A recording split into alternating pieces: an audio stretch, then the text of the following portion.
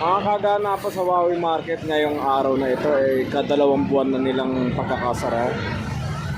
Ngayon ay nandito lahat ng mga vendors nagsama-sama upang ipanawagan ang pagbukas ng Wawi Market. Karapatan ng mga mamimili, manininda at manggagawa na buksan ang Wawi Market.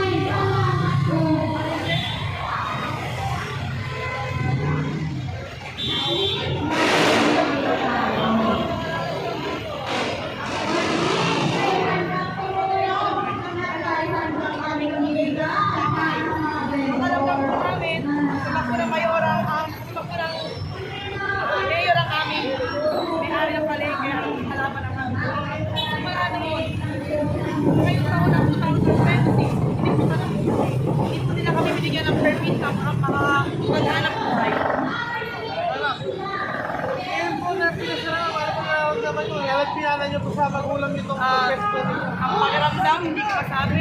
Dahil talagang, hindi ko na talaga masabi kung anong nararamdaman namin sa magdamagan ng pagpupuyak dito.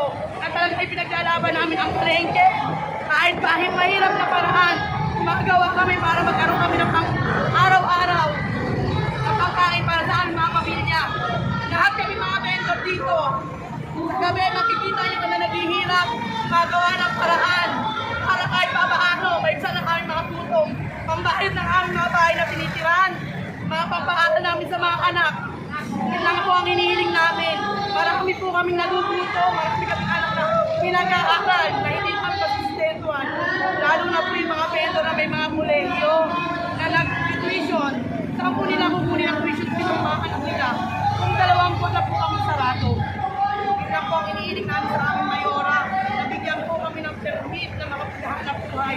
Dahil kami po ay naghahanap buhay ng ligat po ang aming hanap buhay. Ang aming hanap buhay po ang aming inaasahan sa araw-araw. Wala po kami ulam na hanap buhay, kundi ay paghahanap buhay. Ang pagtitinda, dito lang po kami umaasa sa amin.